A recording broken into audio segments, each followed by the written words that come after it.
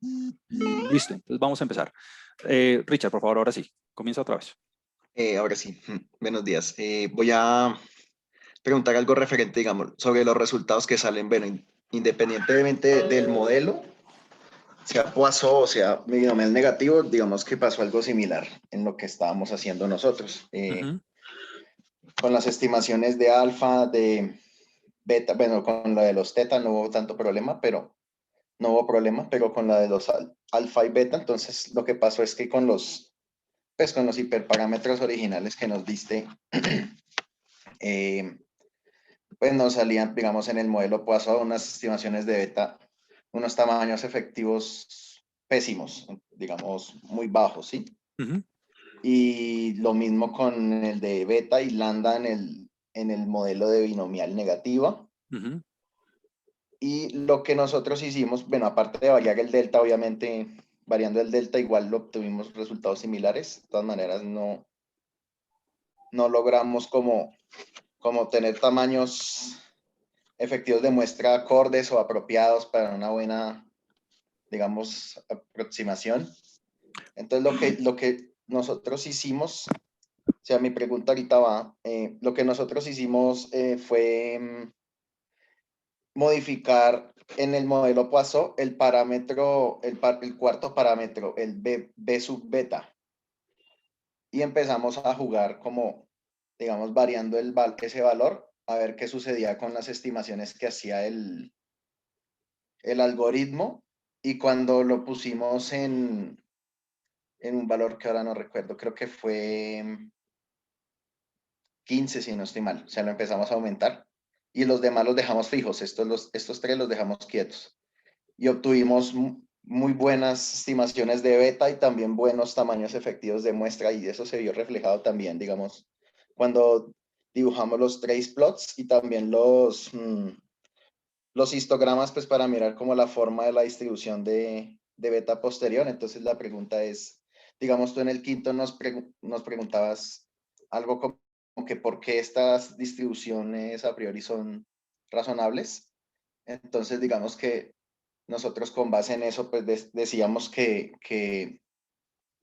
no mucho para las estimaciones, digamos, de alfa y beta, pues no tanto de alfa, no era tan grave, pero de beta sí era gravísimo. Entonces, digamos que lo que hicimos fue eso y nos ayudó bastante. La pregunta mía es si eso es un procedimiento correcto.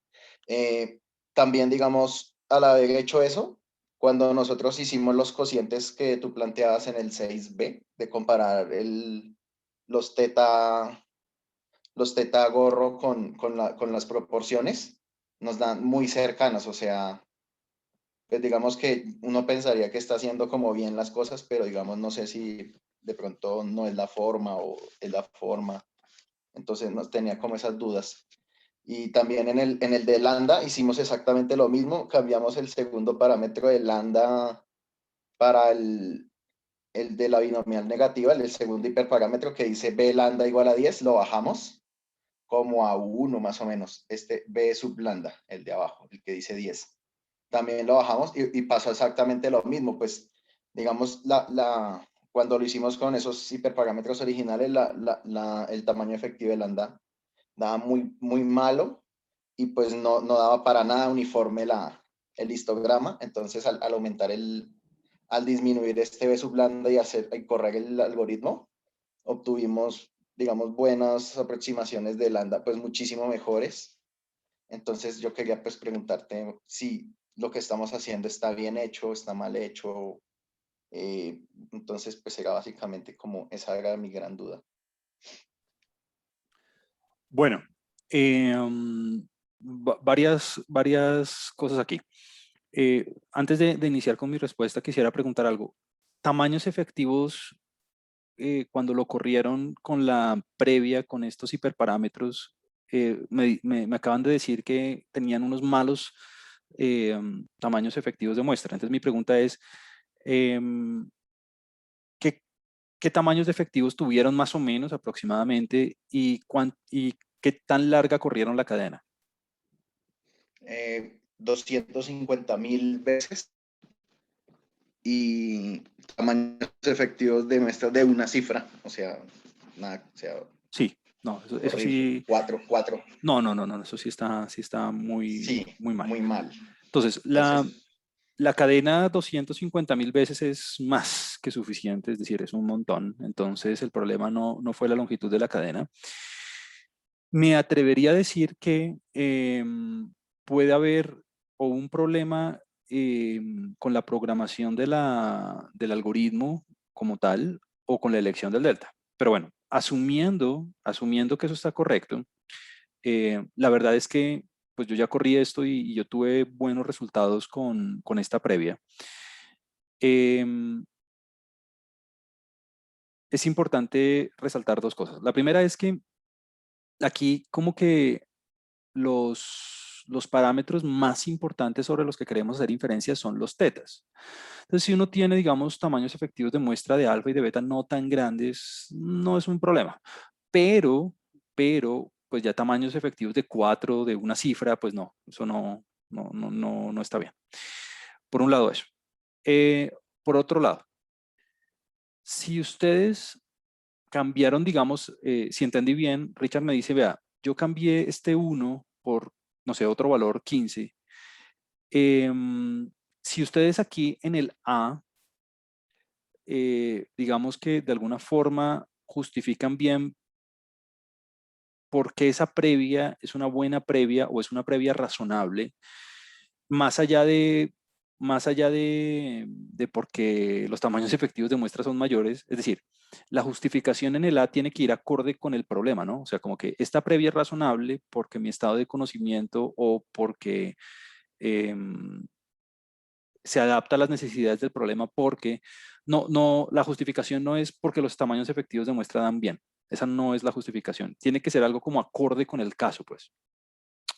Entonces, si esa justificación está, digamos, acorde o en concordancia con la realidad, súper, no tengo ningún lío. De hecho, eso es un muy buen ejercicio, porque una de las grandes ventajas, algunos lo ven como una desventaja, pero una de las grandes ventajas de la estadística bayesiana es que uno puede tener diferentes puntos de partida dependiendo de su estado de conocimiento. Entonces, eso se ve reflejado en los hiperparámetros. Entonces, cualquier investigador o cualquier modelador o cualquier analista tiene toda la libertad de cambiar la previa. Yo pongo una previa en particular simplemente para que todos, digamos, tengamos el mismo punto de partida y demás y facilitarme un poco la vida cuando esté calificando. Pero, pero si ustedes logran justificar bien por qué esa previa es razonable y por qué es válido tenerla en cuenta de acuerdo con las condiciones del problema, súper, no tengo ningún lío. Ahora, de otro lado, lo mismo aplica para el otro modelo. No tengo problema con que hayan cambiado la previa de alguna manera. Ahora, hay un comentario que mientras Richard hablaba, dije tengo que hacer importante y es el siguiente. Fíjense que a priori no, en el modelo decimos que la previa, la distribución previa para lambda es uniforme entre esas dos cantidades. Entonces, estamos dando como un rango importante de valores para que lambda pueda vivir y pueda, digamos, de acuerdo con los datos, digamos, establecerse en cualquier lugar. Em, pero eso no quiere decir que a posteriori me tenga que dar uniforme. Es decir, la previa para lambda es uniforme, pero eso no quiere decir que lambda a posteriori tenga que ser uniforme. No. ¿Por qué? Porque tenemos que dejar hablar los datos. Vamos a ver qué da a posteriori. Muy seguramente va a dar algo simétrico o, bueno, en fin, no quisiera como soplar nada, pues. Ahora, lo mismo ocurre con la formulación del modelo. ¿En qué sentido? Yo digo que alfa y beta, bueno, y lambda también, son independientes a priori y es como la forma en que yo formulo el modelo. Pero eso no quiere decir que a posteriori, después de que yo obtengo las muestras de la distribución posterior, me vayan a dar independientes. Era un poco lo que sucedía en la regresión cuando nosotros teníamos los coeficientes beta y decíamos que, bueno, vamos a asumir que a priori los betas son independientes, pero eso no quiere decir que a posteriori vayan a ser. Ahora, Em, un ejercicio chévere, ya que tienen el código hecho y ya que tienen como las cosas programadas, es, y algo que yo haría como para ver si la cosa está funcionando bien o no, es correr el modelo con la previa que yo les di, hacer la inferencia sobre los tetas, tal cual está en la parte 6b, por ejemplo, con la previa que yo les di, y nuevamente hacer la inferencia cambiando lo que Richard nos mencionó de este hiperparámetro, por ejemplo, a ver si hay variaciones sustanciales entre las respuestas. Esa es una manera también de ver, de hacer un análisis de sensitividad, es decir, de ver si las previas que estoy trabajando son equivalentes o son razonables o son, digamos, de alguna manera contienen la misma información. Entonces, digamos, como para ser corta y ser muy puntual con la respuesta, voy a decir lo siguiente. Si ustedes justifican bien la previa aquí en el A y digamos que dan una buena razón para la cual poner aquí un 15, bien, no tengo ningún lío y me tomo el trabajo de leer el resto. Cuando yo ya tengo la solución de esto, pues porque obviamente ya lo evalué en otro curso, pues yo ya tengo el documento hecho y sé que da algo razonable, es decir, esta previa a mí me funcionó bien. Entonces, primero, eh, primero me aseguraría muchísimo de que estén bien el código, pues. Una última recomendación es, eh, um, parte de los propósitos de este problema de hacer la regresión Poisson y de la regresión binomial negativa era doble, digamos. Uno, aquellos que no hayan trabajado con modelos lineales generalizados, pues tengan como una idea básica de cómo funciona un modelo de conteo, por ejemplo, y que tenga un modelo y un modelo que no tenga en cuenta sobre dispersión y otro que sí. Eh, y la otra cosa es que eh, ustedes han dado cuenta que yo les he como forzado de alguna forma a que ustedes programen sus propios algoritmos y ustedes, digamos, desarrollen su propio software. Claro, alguien me puede decir, bueno, Juan Camilo, pero si puedo hacerlo en JAX, ¿por qué simplemente no lo hago en JAX y ya? Y la razón es muy sencilla. Número uno, pues usted ya puede decir que ha ajustado modelos generalizados y ha ajustado modelos multinivel con efectos fijos y aleatorios y haciendo su propio código. Eso ya sucedió en el examen número 2. Eso para alguien que trabaja en estadística es fundamental porque en todos los problemas que usted se va a enfrentar en su vida profesional, muy seguramente no va a haber librerías disponibles. Y así que usted va a tener que desarrollar su propio código, así que tener como esa experiencia es chévere y es, digamos, enriquecedora, más allá de que existe un paquete que lo haga. Pero si usted, digamos, de alguna forma quiere, no sé, comprobar o chequear o, digamos, darse una idea de cómo daría utilizando JAX, por ejemplo, o Stan, o bueno, o el paquete que usted quiera, pues córralo en Stan también o en JAX y mire a ver si de pronto usted está obteniendo cosas equivalentes. Esa es una manera, digamos, muy eh, rudimentaria de chequear que el código de uno esté correcto. Pero digamos que la mejor forma de hacerlo es por medio de simulación, ¿no? Uno simula datos mediante un modelo que uno conozca y mira que, igual que hicimos en el taller número 8, creo, que usted simula los datos y como usted simula los datos, usted sabe qué parámetros utilizó, usted sabe qué le tiene que dar. Esa es la manera de testearlo en realidad. Eh, pero bueno, digamos que ahí les dejo la inquietud. Así que, Richard, la verdad es que sí, justifican bien lo de la previa, no hay ningún problema, no hay ningún lío. Qué pena, profe. Una última cosita, o sea, con base en lo que, digamos, yo entendí ahí, es que tú nos dices que a posteriori no necesariamente se tiene que conservar la independencia, por ejemplo, entre alfa, beta y, digamos, en el caso de lambda, lambda. Correcto. Digamos que cuando yo hice los ACF, cuando hicimos los ACF, pues Ujú, sí obteníamos unas correlaciones, digamos, altas en cierta forma. ujú. Bueno, después de hacer el suavizado o bueno, no me acuerdo el nombre técnico, Adelgazamiento. ese adelgazamiento, pues de todas maneras siempre habían unos rezagos de correlación ahí un poco altos, Sí, eso puede pasar. de- pero pues digamos que sí, como con base en eso no estaría mal, sino que lo más importante son los teta. Digamos que cuando nosotros hicimos los ejercicios con los hiperparámetros originales, pues nos preocupamos mucho por el alfa, por el beta, pero digamos que los teta no tenían ningún problema porque nosotros hicimos dos tablas.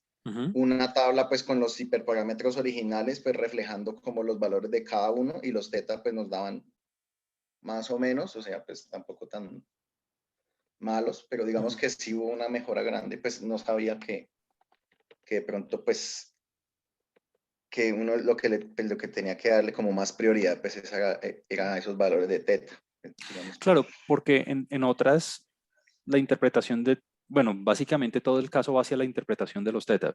Pero lo que iba a decir en realidad era que, claro, la autocorrelación es una autocorrelación, esa correlación hace referencia a la correlación de la cadena, ¿no? No de los parámetros a posteriori. Es decir, una cosa es la autocorrelación de la cadena, la autocorrelación que se produce cuando yo exploro la distribución posterior, y otra cosa es la correlación de los parámetros en la distribución posterior.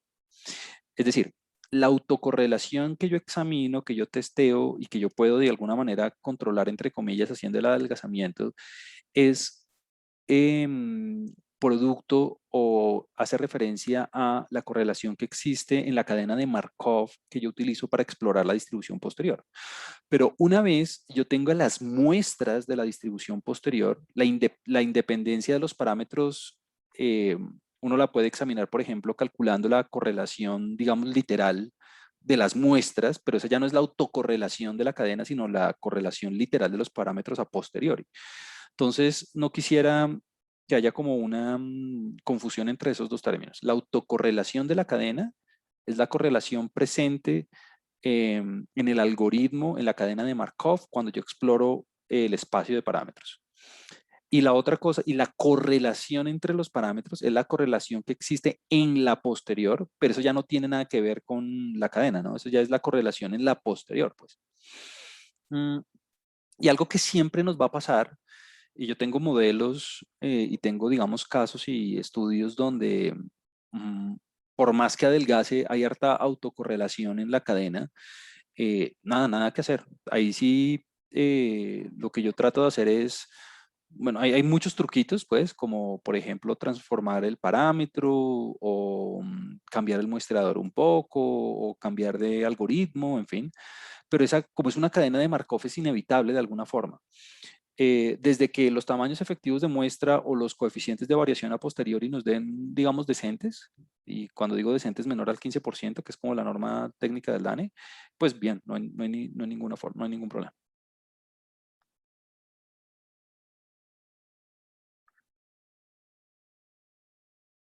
Silvana. Hola, profe. Profe, es que yo tenía dos preguntas chiquitas. Cuéntame. La regresión binomial negativa, Uh-huh. para hacer el punto 6b, hay que graficar la posterior de los tetas. Uh-huh. Pero entonces, pues digamos, en el Poisson era fácil porque era cerrada y pues nos da bien como el histograma. Pero al hacerlo en la binomial negativa, pues digamos con la proporción que encontramos haciendo la demostración, no sabemos por qué nos dan valores como muy grandes, unos pocos valores muy grandes de teta, pues que se salen del intervalo 0,1, pero digamos al hacer como el resumen posterior, los tetas nos dan bien, si no es como, sí, como al implementar la posterior de los tetas, no, Ok, no. los tetas no necesariamente tienen que estar entre 0 y 1 porque tienen una distribución gamma. Entonces, si algunos se salen de ese rango, no veo ningún lío. Lo importante es que obviamente sean todos positivos, ¿no? Entonces, de alguna manera, sea que tengas la full conditional cerrada o no, en el 6B, digamos, es un punto sencillo en el sentido que tú tienes las muestras de los tetas y haces el histograma y si quieres meterle el estimador kernel del histograma, se lo metes le metes la estimación puntual de cada teta, el intervalo de credibilidad y con las líneas verticales y listo. Digamos que no tienes que hacer nada. O sea, una vez tengas las muestras de los tetas, ya lo tienes todo, ¿no? Ah, ok. O sea, simplemente hacer el histograma con bueno, las muestras que tenga de los tetas Ajá. y pues hacerle las respectivas líneas que se piden ahí. Exacto. Permíteme Mm, lo muestro aquí de pronto con un dibujo y es, en ese punto en particular, para cada teta, o sea, para cada teta sub i, desde el primero hasta el sexto, creo, que son 6. En ese punto particular, yo espero ver un histograma. Aquí está teta i. Yo aspiro a ver un histograma, eh, pues, no sé, digamos así, tal. Este histograma obviamente está basado en, no sé, 5.000 muestras a posteriori, 10.000 muestras a posteriori, no sé cuántas vayan a sacar. Y aquí hay que poner 3 cosas principalmente. Número 1, la estimación puntual de teta, que es muy fácil, ¿no? Es simplemente el promedio a posteriori de teta. Tienen que poner el intervalo de credibilidad al 95% para teta o al 99%, como ustedes prefieran. Yo lo haría al 95%, que es como lo más común. Entonces ustedes van a ver aquí una línea con la estimación puntual y otra línea de pronto en otro color para el intervalo de credibilidad. Y además les recomiendo plotear en ese mismo, les recomiendo graficar en ese mismo diagrama y sobre x, y sobre xy. Entonces, obviamente, la idea es que estas dos cantidades sean más o menos, estén acordes, pues, ¿no? Porque obviamente en Y es el número de individuos con la característica, en este caso la enfermedad. X hace referencia a la población, entonces pues usted le puede dar una interpretación de una tasa a esto, ¿no? Que es básicamente la idea de la interpretación después de Y tal cual está puesta como el coeficiente de la covariable X en el modelo. Entonces, yo debería ver una tercera línea, digamos, no sé, como por acá, tal vez. E interpretar, ¿no? Esa es como básicamente la inferencia que yo necesito ver sobre los tetas y bueno, vamos a ver qué les da. ok, profe. Un comentario importante antes de darte la palabra nuevamente es, miren, la idea detrás de todo este problema, este modelo pasó, y miren la lógica que yo utilicé detrás del caso, y es, permítame un segundo, y es, el modelo Poisson es el primer modelo que yo trabajaría si tengo datos de conteo. Cuando yo tengo datos de conteo, lo primero que trato de hacer siempre como analista o investigador es trabajar un modelo Poisson, porque es un modelo fácil de trabajar y es un modelo que me permite hacer inferencia de manera, digamos, tranquila y relajada en cualquier escenario, ya sea que estemos trabajando con redes o con estadística espacial o con lo que sea. Digamos en este caso que es simplemente es un caso de conteo en un caso de salud pública. Puede que, y de hecho en este caso funciona bien, si el modelo funciona bien, el modelo Poisson funciona bien, perfecto. El modelo Poisson a muchos no les gusta porque es un modelo, pues usted sabe que la media y la varianza de la Poisson es la misma, o sea que la relación media-varianza es igual y es 1. Entonces, puede pasar que los datos tengan más dispersión que, eh, que lo que refleja la tendencia promedio. Es decir, puede que los datos mismos, ya por el fenómeno como tal, tengan alguna característica de sobredispersión, que es cuando hay más dispersión en los datos que la que captura el modelo de Poisson. La idea detrás del modelo binomial negativo es ese, que ustedes tengan como una alternativa diferente a la Poisson para cuando ustedes vean ese fenómeno. Pero digamos, en un trabajo o en una investigación o lo que sea, si el modelo Poisson me funciona bien, ya, ese es mi modelo y se acabó. Yo ni me pongo a trabajar con el modelo ni binomial negativo ni nada porque el modelo pasó, funciona bien. La idea detrás de este caso era que usted aprendiera otro tipo de modelo para cuando este no le funcione bien. Pero puede pasar, y aquí no voy a eh, asegurar ni negar nada, que el modelo pasó funcione bien, en cuyo caso el modelo de binomial negativo también va a funcionar bien y el lambda en ese caso va a tener un comportamiento muy particular porque pues lambda es el parámetro que controla la sobredispersión, ¿no? Entonces, digamos que no se afanen porque les den cosas diferentes o porque con un modelo eh, diga una cosa y el otro otra. Si, por ejemplo, el modelo pasó, funciona muy mal porque la bondad de ajuste no se cumple bien y demás con las estadísticas de prueba, pues ahí sí yo le creo al modelo binomial negativo, ¿no? Pero si ambos pasan las pruebas de estadísticos de prueba, en el de ICA y demás, pues cualquiera de los dos es un buen modelo para hacer inferencia. Yo me quedaría con el paso porque es más fácil, pues. Es eso. Pero te interrumpí, Silvana. Dime si quieres decir algo más, por favor. Sí, profe. Lo otro era, es en el modelo binomial negativo también. Ajá, Para el lambda, al hacer, bueno, las cadenas, eliminamos el periodo de calentamiento, hicimos el adelgazamiento, ajá. pero tenemos como 4 o 5 saltos muy altos de lambda. O sea, el resto de la cadena está bien, pero como 5 saltos. Pues No que ahorita importa. que mencionaste, dime, Perdón, te interrumpí, continúa. 4 o 5 saltos. quedan como valores muy altos de lambda. Y ahorita que mencionaste lo de la simetría posterior, pues eso hace que la media suba. Ujú. Entonces, no sé, ¿Qué tan largo corriste la cadena?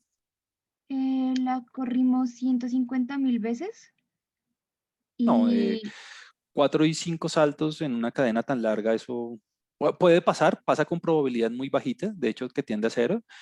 Y 4 o 5 saltos, digamos que de alguna manera no distorsionan tanto la distribución a posterior. Entonces, claro, van a subir un poquito el valor del promedio, pero digamos que son como, no sé, como outliers que en últimas no van a tener un impacto tan importante. Entonces, ujú, sí, o sea, no en te afanes por general eso. toda la inferencia nos da bien y pues los tamaños efectivos de muestra pues nos dan como 3, 4.000 creo para el lambda de Uf, quince muy, mil. muy bien, muy bien. O sea, ya, eso les va a dar un coeficiente de variación demasiado chiquitico, súper.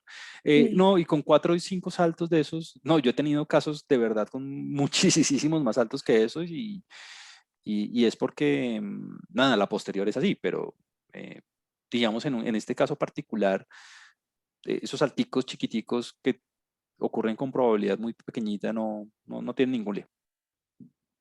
Ok, listo, profe. Y última pregunta pequeña. En los teta, habíamos tomado un mismo delta para todos los teta y Ujú, los tamaños efectivos de muestra nos estaban dando un poco bajos. ujú, Y al tomar un delta para cada teta, subieron. O sea, ujú. porque pues cambiaron. ¿Eso está bien? Eso es perfecto, de hecho. Uno debería tener un delta para, digamos que, a ver, uno debería tener un delta para cada parámetro. Y en este caso, cuando tiene 6, pues uno se puede dar el lujo de hacerlo manualmente. Entonces, perfecto. De hecho, esa es la idea. Me parece muy bien. Y cuando Jax o Stan, ustedes ajustan el modelo en algún paquete, él utiliza un delta para cada parámetro. Entonces, esa es una muy buena idea. Si en lugar de 6 hubieras tenido, por ejemplo, 100 parámetros, la idea es que cada teta tuviera también su propio delta, pero si yo estuviera haciendo el muestreador, digamos, muy manual, eh, pues una buena idea sería que dejar un delta común. Pero no, excelente. De hecho, cada parámetro que no tenga una forma cerrada debería tener su propio delta para que la cadena mezcle mejor. Ok, listo. Muchas Súper. gracias, profe. Eh, mientras Silvana estaba hablando hace un segundo, yo recibí una pregunta por correo que me pareció, digamos, interesante y la quiero discutir con todos en este momento y es, alguien me dijo, Juan Camilo, pero ¿usted por qué no está utilizando una función de enlace? O sea, usted no me está mencionando ninguna función de enlace en este problema. Y la razón es no es necesario utilizar una función de enlace, porque usted sabe que en la Poisson el lambda tiene que ser positivo, ¿no?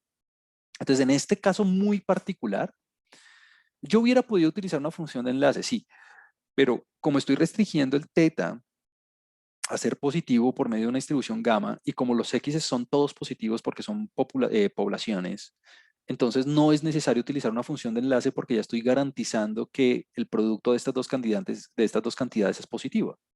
Si por algún motivo el teta viviera entre menos infinito e infinito, ahí sí me toca necesariamente utilizar una función de enlace como lo discutimos alguna vez.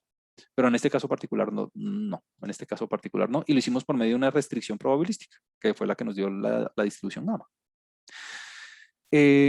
No sé quién seguía, pero voy a seguir aquí la lista que veo en el chat, así que Vivian, por favor.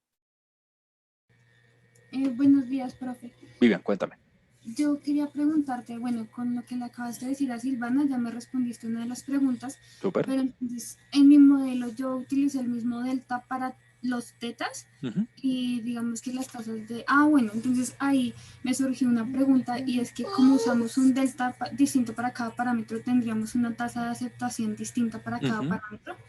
Y pues yo utilicé el mismo delta para todos los tetas y me dio una buena tasa de aceptación para todos. Entonces, pues... Bien, bueno, no hay ningún problema. Te voy a interrumpir ahí en un segundo. Entonces, aquí ustedes como programadores y como analistas tienen varias libertades, tienen varios grados de libertad. Uno sería, como bien me dice Vivian, Juan Camilo, yo utilicé el mismo delta para todos, tengo una buena tengo unos buenos tamaños efectivos, tengo unas buenas tasas de aceptación. ¿Hay algún problema? No hay ningún lío. De hecho, puede que tengas un poquito más de autocorrelación, pero en últimas, cuando hagas la inferencia posterior, vas a tener resultados muy parecidos a los que va a obtener otra gente. Eso implica correr la cadena un poquito más, pero no hay ningún problema. Esas libertades como programadores y como analistas, ustedes las tienen y las van a tener siempre, así que no hay lío.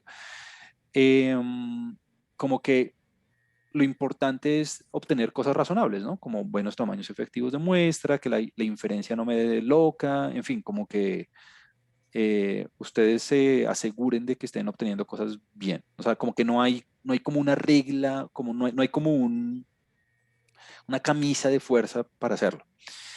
De pronto, un poco siguiendo el comentario que me hacían al principio, de haber cambiado los hiperparámetros. De pronto, digamos que ustedes tienen esos grados de libertad y no hay ningún lío. Entonces, si tú estás obteniendo unas buenas tasas y unos buenos tamaños efectivos y tu cadena convergió y demás, usar un mismo delta para todos los tetas, no hay ningún problema. Listo, profe. Y ahí me surgió una duda. Si yo utilizo el mismo delta para todos los tetas, ¿debo decidir si aceptar todos los tetas en conjunto o puedo decidirlo individualmente por cada teta? Depende cómo tengas tu muestreador, pero intuyo que tú estás haciendo un paso de metrópolis para cada teta, ¿cierto? Sí, profe, sí sé lo que estoy Claro, usando. y en ese paso de metrópolis estás usando el mismo delta para cada paso. Exacto, sí. Entonces, cada teta debe tener su propia tasa de aceptación y cada teta debe tener, digamos, su propia, o sea, cada teta debe tener su propia probabilidad de aceptación y cada teta debe tener su propia tasa de aceptación. Listo. Ahora, alguien me hubiera podido decir, bueno, yo no quiero hacerlo individual, yo quisiera hacer propuestas en un espacio de 6 dimensiones, es decir, trabajar, digamos, con una normal multivariada en 6 dimensiones y hacer propuestas al tiempo para los 6 tetas. ¿Se podría? Sí, se podría, en cuyo caso vas a tener una sola tasa de aceptación y una sola tasa de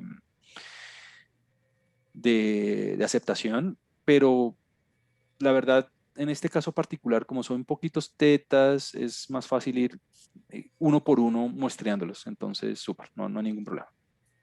Listo, profe. Y una última pregunta con respecto a las restricciones que hay que tomar para los parámetros.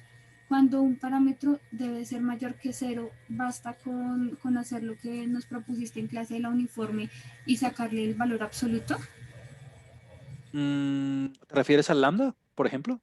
Sí, por ejemplo, cuando el lambda debe ser mayor que 0, yo me guié con eso que hicimos en clase. Esa es una opción, esa es una opción. No es mi opción favorita porque la exploración del espacio es de pronto un poco más restringida.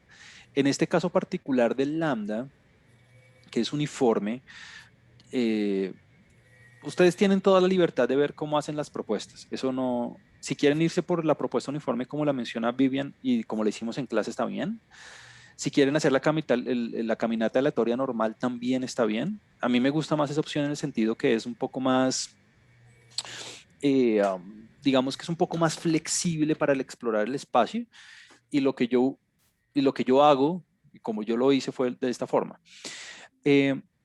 Lambda, mira, lambda vive en el intervalo A sub lambda y B sub lambda, ¿no?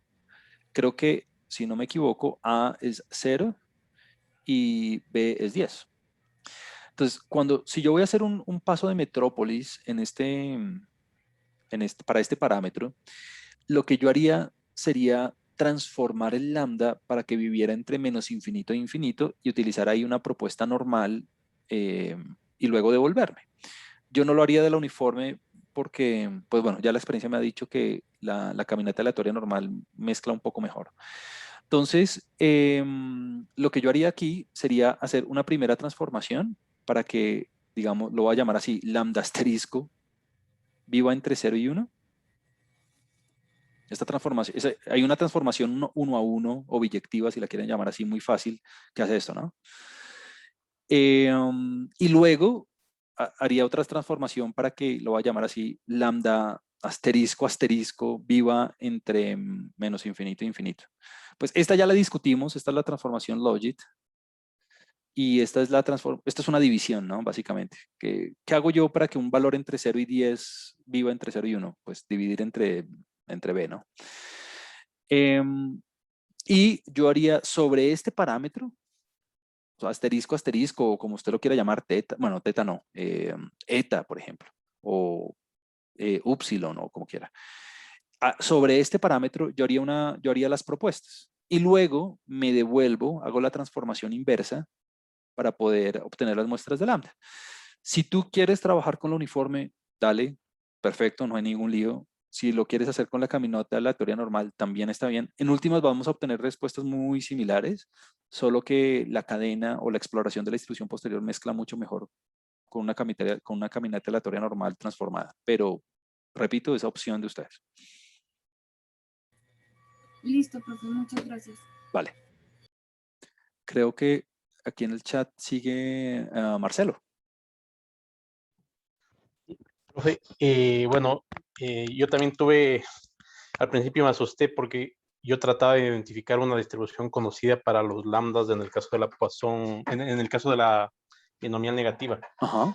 Entonces, a la final, como no encontré, bueno, hice Metrópolis. Uh-huh.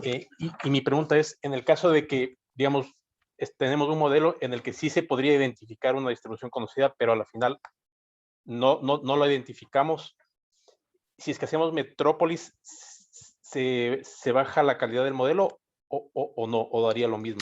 Esta es una excelente pregunta. De hecho, creo que alguien me la había preguntado por correo. Bueno, no estoy seguro si fue Marcelo o no, pero muy buena cosa. Marcelo me dice, voy a parafrasear para ver si la cogí bien.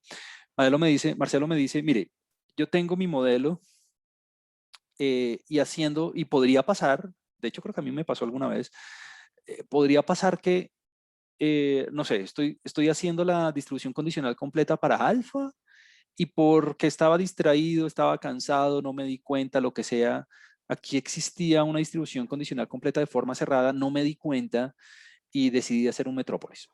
¿Eso está mal? No está mal.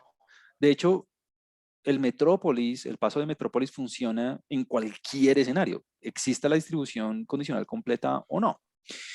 De hecho,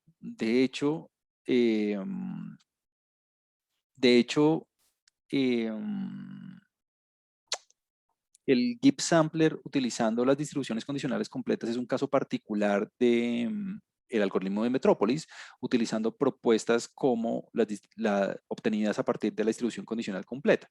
Entonces, mi primer mensaje es, no hay problema. Supongamos que usted hizo ya todo su código y al final usted se dio cuenta, y al final usted dijo, ups, esta distribución condicional completa sí tenía forma cerrada y era gamma y no me di cuenta y le metí un Metrópolis ahí.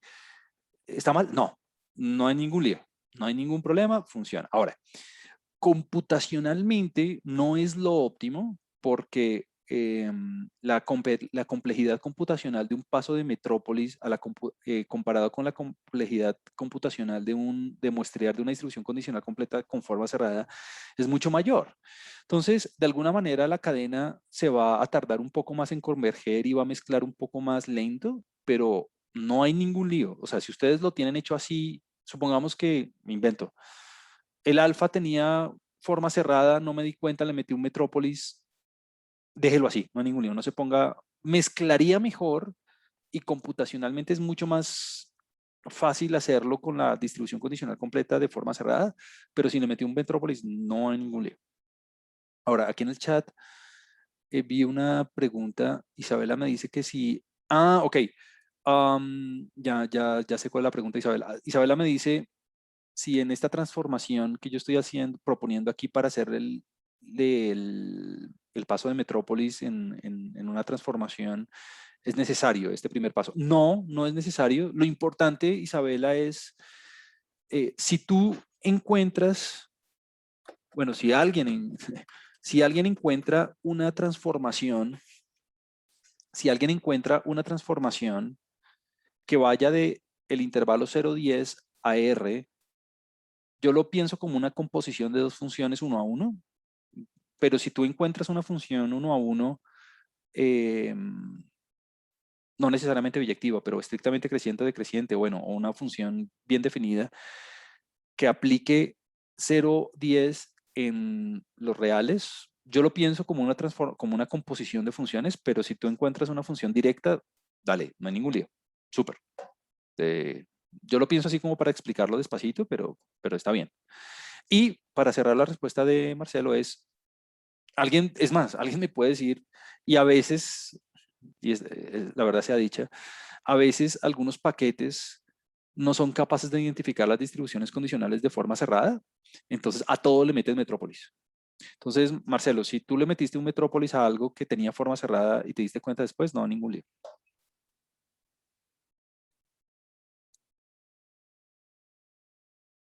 Listo. Creo que Isabela tenía la mano levantada. ¿O ya no? No, profesora, mi pregunta. Gracias. Listo. Súper. Bueno, ¿alguien más?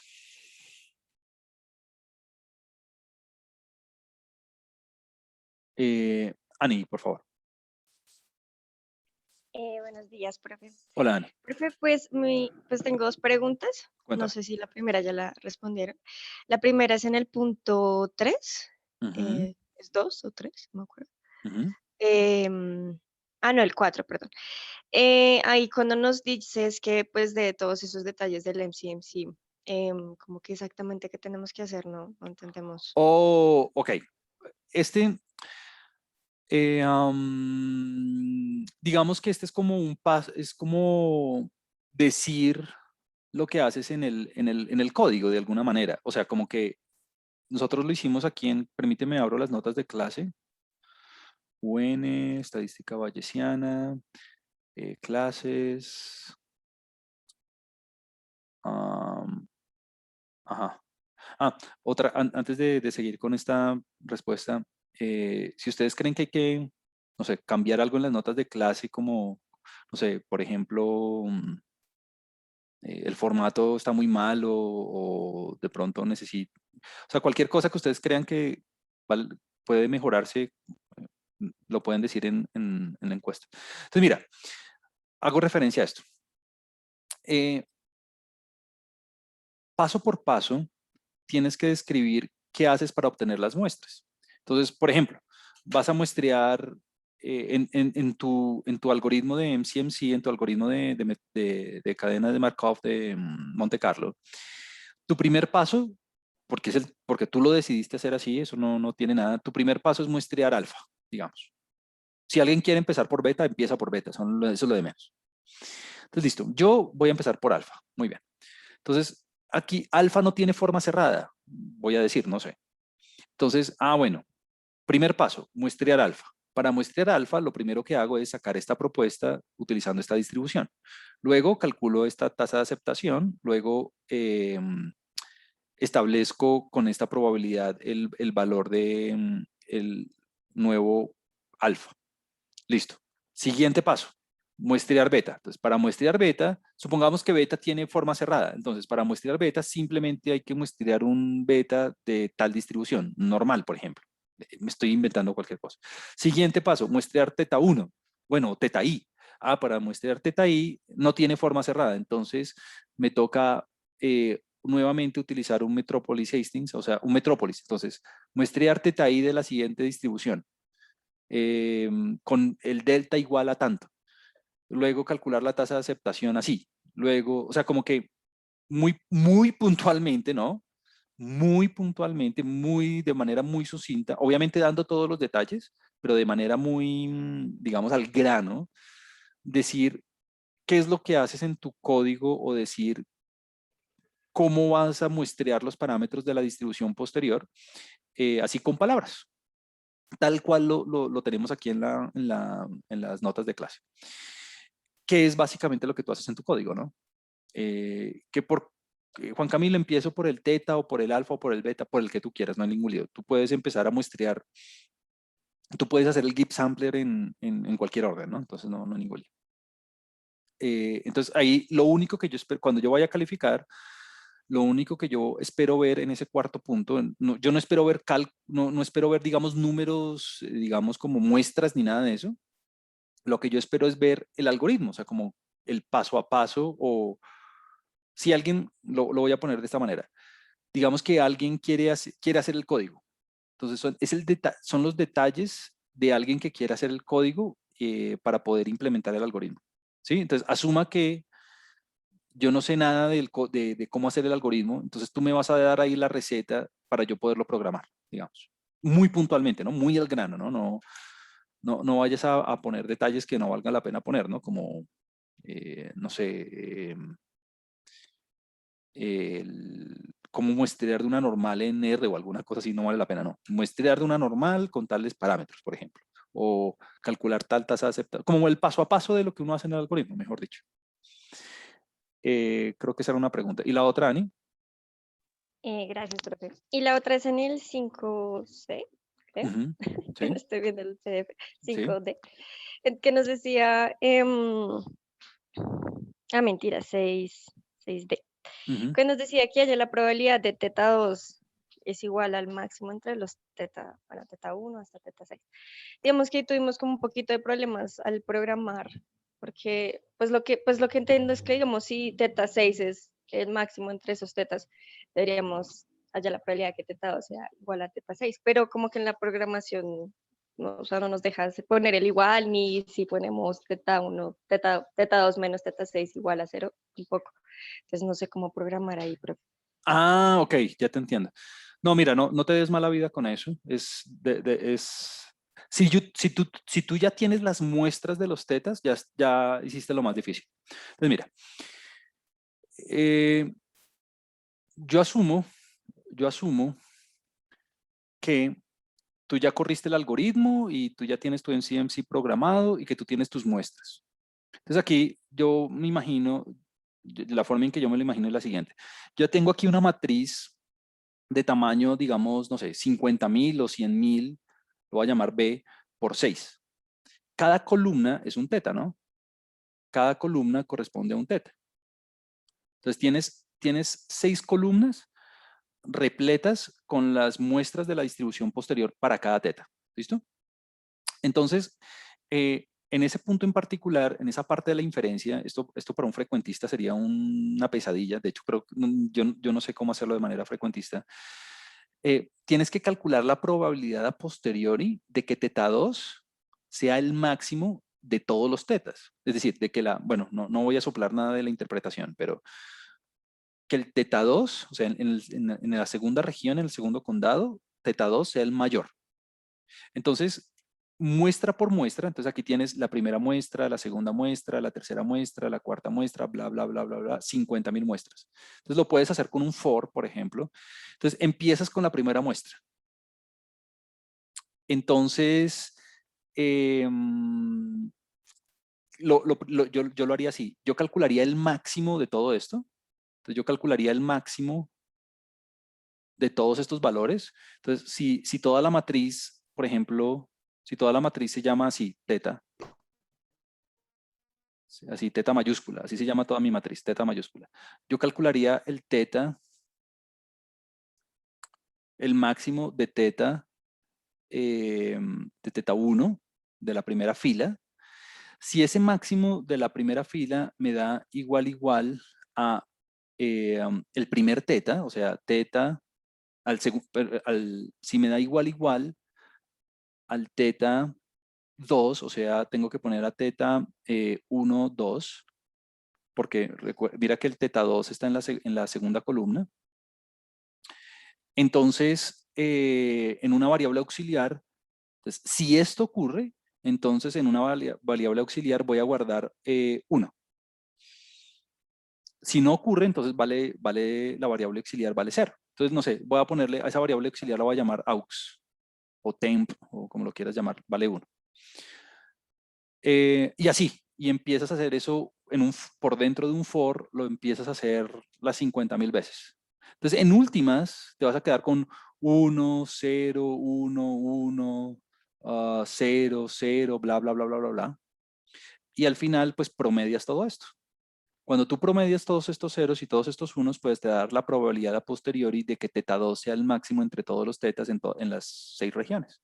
Entonces es básicamente, calculas muestra por, iteración por iteración, cuál es el máximo de los tetas y miras si es teta 2 y listo. Entonces como que lo puedes hacer por dentro de un for. No. Se podría hacer con un apply directamente, pero pues es, digamos, un poquito más difícil, pero nada. Simplemente es guardar un 1 o un 0 cuando teta sea el máximo y cuando no, pues 0. Y luego promedias y eso te da la probabilidad posterior. Eso sería todo. Ah, listo, profe, gracias. Vale. Isabela, creo que tiene la mano levantada. Sí, profe, es que me quedé pensando en lo de los lambdas. Uh-huh. Y es que digamos que en la práctica, si uno no hace ese segundo paso, funciona. O sea, como que me da, digamos, en el dominio que tiene que dar, pues dan las cosas bien. Eso igual, teóricamente está mal, o sea, igual toca hacer ese paso intermedio. Ven, te pregunto, ¿tú estás tomando propuestas de lambda sin transformar directamente utilizando una normal? No, o sea, yo voy del primer paso al tercero, o sea, al login, no hago este paso intermedio. Ah, ok. Tú tienes una transformación que coge los lambdas y los transformas para que vivan en menos infinito infinito. Uh-huh. ¿Qué transformación es esa? La logarítmica. Uh-huh. La log. Ah, sí, súper, funciona. Sí, sí, o sea, a lo que me refiero es que digamos que aquí funciona en que, o sea, yo nunca restringo que esté entre 0 y 10, pero por los parámetros, como que siempre aplica, ¿sí? Pero digamos que teóricamente yo nunca digo como, sí, como lambda está entre 0 y 10. Pues básicamente, sí, o sea, porque no hago ninguna transformación que me pase a 0 y 10. Esa es mi duda. Digamos que funciona, pero no sé si teóricamente está mal. Ven, voy a hacer la siguiente aclaración y es, la razón fundamental por la cual yo tengo que hacer esta transformación es para garantizar que los lambdas respeten el rango de 0 y 10. Es decir, olvidémonos de este log. De hecho, tengo que pensar bien si este log es una buena idea o no, pero más allá del log, la idea es que yo tengo un parámetro que vive entre 0 y 10. Si yo fuera a tomar propuestas normales de lambda, con un lambda que vive entre 0 y 10, podría pasar que me salga del rango, porque tú sabes que la normal tiene rango entre menos infinito e infinito. Entonces, aquí hay dos opciones. La opción número 1 es no trabajemos con lambda, transformemos el lambda para que viva entre menos infinito e infinito. Ahí sí tomamos las propuestas. Una vez yo tenga las propuestas y haga todo mi proceso de Metrópolis, ahí me devuelvo. Esa es una manera de garantizar que todo lo que yo obtenga va a respetar el rango. La otra opción es la que mencionaba Vivian, creo, era no vayámonos con la transformación, simplemente utilicemos una propuesta uniforme como la que hicimos en clase, porque eso me va a ayudar a mí a respetar el rango. Lo importante es que de la forma que se haga, las propuestas vivan entre 0 y 10. Eso es lo más importante.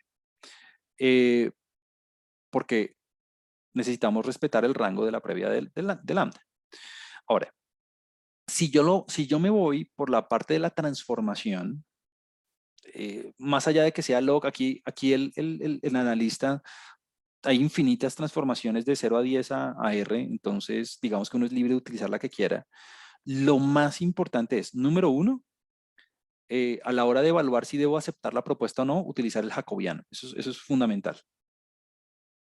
¿Por qué? Porque ahora estoy trabajando en un espacio transformado. Y una vez yo hago todo mi proceso de Metrópolis, ahí me devuelvo. Es muy importante devolverse porque, por ejemplo, si mi transformación se llama f, pues tengo que aplicarle a lo que me dé f a la menos 1, pues para llegar al mismo rango donde arranqué. Entonces, de cualquier manera, yo voy a obtener muestras entre 0 y 10. Digamos que teóricamente no existe como un teorema que me diga esta opción es mejor que la otra, no. En la práctica, sí existen, digamos, como evidencia empírica o evidencia, digamos, computacional que dice que la transformación para hacer una caminata aleatoria normal puede dar mejores resultados, sobre todo para la convergencia. O sea, como que explora el espacio de parámetros de manera mucho más rápida, pero no es que sea algo como una regla o algo así, no. Es como cuando uno aplica el teorema del límite central, que uno le dice mayor o igual que 30, entonces que si 40 o que 50 o que 100, pues no existe un teorema que uno le diga, en general, que uno le diga 100 es lo mejor siempre. No, lo mismo aquí. No existe un teorema que uno le diga tal transformación es la mejor o tal propuesta es la mejor en el sentido de que de alguna manera venza a la otra opción. Empíricamente es mejor hacer la transformación, pero lo importante es devolverse siempre, ¿no? Para estar entre 0 y 10. Si alguien de alguna manera que no quiere hacer la transformación, porque le da pereza ponerse a hacer la transformación y el que jacobiano y que no sé qué, y luego devolverse, y puede obtener propuestas simétricas que respeten el rango, no hay ningún lío. No es necesario. Que fue lo que nosotros hicimos en clase con lo de la uniforme. Entonces, pues nada, eso. Ok, sí, o sea, es que digamos que cuando yo hacía el log y me devolvía, bueno, todo el proceso normal, me salían muestras en el rango y lo respetaba, pero solo es porque, digamos que funcionó, pero podría no hacerlo, o sea, sí me toca considerar que tiene Cuando que tú ser. tomabas el log y utilizabas el jacobiano y todo más y te devolvías. Sí, sí. No hay ningún lío. No, espérate a ver, pienso. Entre 0 y 10, si yo aplico el log. No, pero si tú aplicas un log entre 0 y 10, tienes una cota superior que se te puede salir de la normal. Es decir, la transformación log es óptima cuando tú tienes el rango entre 0 e infinito, ¿no? Sí, Entre sí. 0 y 10 tienes la restricción arriba, ¿no? Sí, sí, entiendo ya, listo. Gracias, profe. Vale.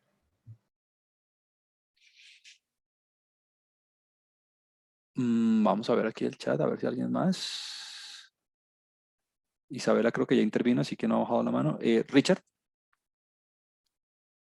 Profe, pues con base en eso de la propuesta que tú decías, es que, digamos, si uno propone una uniforme que en teoría no se salga del rango, pero cuando tú pones el delta, o sea, el Sí.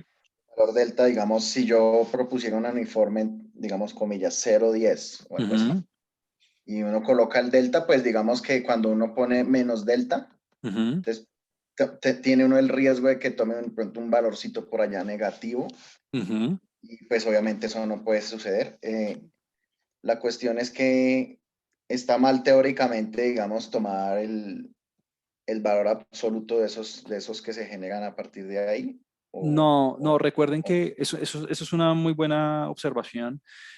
Cuando nosotros lo hicimos en clase en términos de la regresión con errores correlacionados, una de las maneras en que hacíamos las propuestas era cuando nos daba negativo, pues por esa razón que está mencionando Richard, nosotros tomábamos el valor absoluto y cuando se nos pasaba de 1, tomábamos, si no me equivoco más, era 2 menos el valor absoluto de la propuesta para que todo me quedara entre 0 y 1. Lo importante para que teóricamente todo esté acorde con lo que el algoritmo de Metrópolis debe satisfacer es que la propuesta sea simétrica. Es decir, que si yo por los negativos utilizo el valor absoluto en un rango y por los positivos, para los mayores a 1, por eso hacíamos 2 menos el valor absoluto de lo otro, también me daba como la misma amplitud de lo que yo me desfasaría.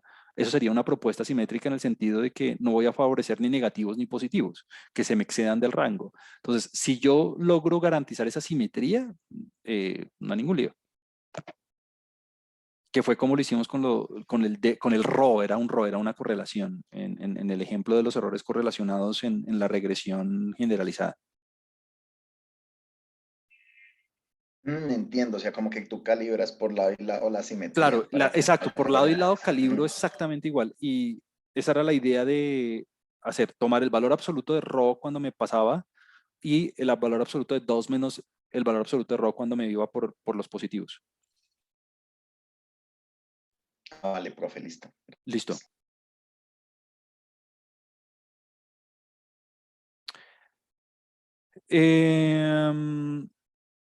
Vamos a ver. Bueno, entonces, bueno, creo que nadie más tiene alzada la mano. Permítanme decirles lo siguiente entonces. Número 1. Nada, este es nuestro trabajo final. Entonces, pues básicamente ya esto cierra absolutamente todo. Número 2, muchas gracias por el trabajo que han puesto en los trabajos. Yo sé que es como su nota y demás, pero la verdad es que en términos generales puedo decir que han habido, digamos, progresos y hallazgos muy interesantes. Entonces, en ese sentido, creo que han hecho un muy buen trabajo y se nota como que en la mayoría de los casos que han puesto como una disciplina y han hecho informes muy profesionales. Esa era la idea de eso.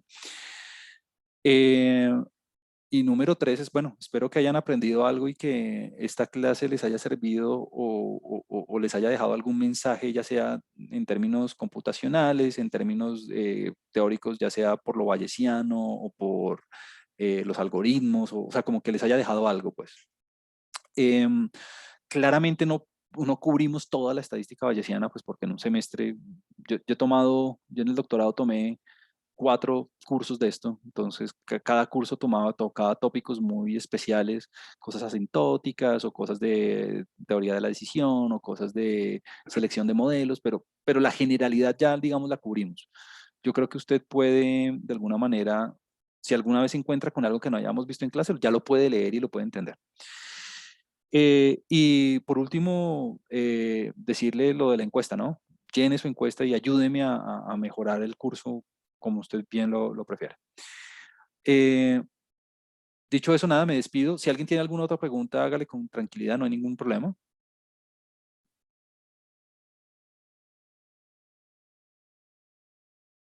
Ok, sí, Dana, ahí tienes alzada la mano. Profe, profe, es que tenía una pregunta porque también me confundí con lo de los lambda otra vez. Y es que nosotras también habíamos hecho una propuesta a partir de un uniforme, así como lo había dicho Vivian. Pero entonces lo hicimos con el valor absoluto. O sea, ¿sí está bien tomarla así? ¿Y qué pasa, por ejemplo, supongamos que, a ver si te entiendo bien, tu propuesta te da negativa, digamos te da menos 0.8. Le sacas el valor absoluto para que te caiga entre 0 y 10. Sí, pues para que nos diera positivo. Correcto. Supongamos que ahora el lambda te da,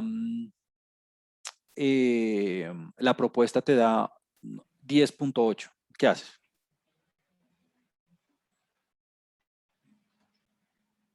¿Cómo? Porque Otra vez, profe. supongamos que, o sea, por la parte negativa te entiendo y ok. Ahora por la parte positiva, supongamos que la propuesta te da 10.8. ¿Qué le haces? Igual pasaría lo mismo, ¿no? Si le sacas valor absoluto, te sigue dando 10.8. Y tiene que estar entre 0 y 10. Entonces, ¿qué le haces? Ah, pues le quito ese delta. Bueno, Claro, lo entonces, que hicimos fue, bueno, así como similar, tú lo habías hecho en el código. claro, mi punto es, te interrumpo, perdóname, no, que no dejes ese 10.8, ¿no? Tienes que, Sí, claro, porque igual que lo basta 10. hicimos en el otro modelo, hacerle una diferencia, una resta, obviamente dependiendo del tamaño del delta, para que te caiga después, ese 10.8 lo reflejes y te quede entre 0 y 10. Ese es mi punto. Como seguir exactamente la misma estructura del ejemplo que hicimos en clase y no dejar ese 10.8 libre. Yo sé que es positivo, pero tú tienes que de alguna forma reflejarlo para que te caiga entre 0 y 10. Eso es lo importante, que la propuesta uniforme funciona, sí, no hay ningún lío, lo del valor absoluto sí está caen en ese chévere, intervalo. Ah, pero lo ok. importante es que te caigan entre 0 y 10 y sobre todo por la parte después de 10, ¿no? Revisa la propuesta del ejemplo de los errores correlacionados. Es exactamente lo mismo. Sí, es esa, profe. Sí, Sí. entonces funciona. Súper, no hay ningún lío. Sí. Ok, vale, profe, gracias. Aquí Vivian en el chat me dice, profe, pero si el parámetro solo debe ser positivo, el valor absoluto afecta la simetría de la distribución. Claro, Vivian, el valor debe ser positivo, pero vivir entre 0 y 10, ¿no? Si digamos tú tuvieras un rango de 0 a infinito, el valor absoluto sería ya perfecto. Pero como estás entre 0 y 10, tienes que tener en cuenta también los desfases superiores. Ah, listo, profe. Es que sí, nosotros los tomamos para el caso de que el parámetro debería estar en 0 a infinito, entonces ahí sí el valor absoluto basta y no hay que hacer nada más. Ajá, correcto. Ah, listo, gracias, profe.